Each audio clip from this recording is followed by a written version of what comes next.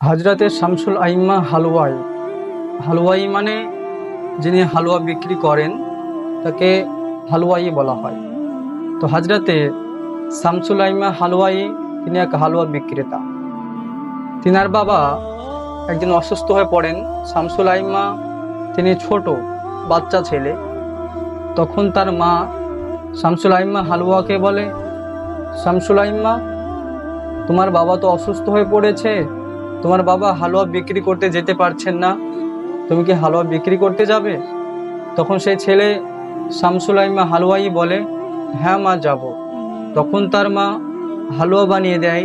সে ছেলেটা গলিতে গিয়ে হালুয়া হালুয়া বলে চিৎকার করে ডাকে।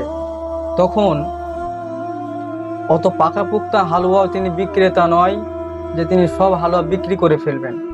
বিক্রি করতে করতে কিছু হালুয়া বেঁচে গিয়েছে, বাড়ি নিয়ে এসেছেন। তারপরের দিন আবার তিনার মা হালুয়া তৈরি করে দিয়েছে। শামসুল আইম্মা হালুয়াই তিনি সেম তারপরের দিন হালুয়া বিক্রি করতে গিয়েছেন।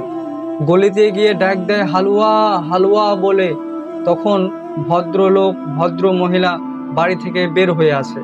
আসার পর শামসুল আইম্মাকে বলে, বাবু, হালুয়ার দাম কত? তোমার বাবা তো এক জায়গায় হালুয়া নিয়ে আসতো, তুমি দুই জায়গায় নিয়ে এসেছো কেন? তখন শামসুল আইম্মা বলছেন, একটা হলো বাসি হালুয়া, একটা হলো টাটকা হালুয়া। তখন সে ভদ্রলোক বলছেন, বাবু, এই হালুয়া দুটোর দাম কেমন? তখন বলছে, যেটা টাটকা হালুয়া এটার দাম 5 টাকা, যেটা বাসি হালুয়া ওটার দাম 10 টাকা।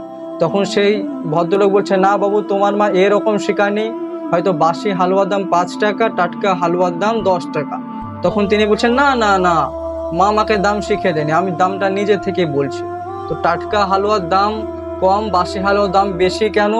তখন সেই ছেলেটা বলছে, টাটকা হালুয়া নাবির জামানার একদিন দূরে চলে গিয়েছে, আর বাসি হালুয়া নাবির জামানার কাছ থেকে একদিন কাছে, তার বাসি হালুয়ার দাম বেশি।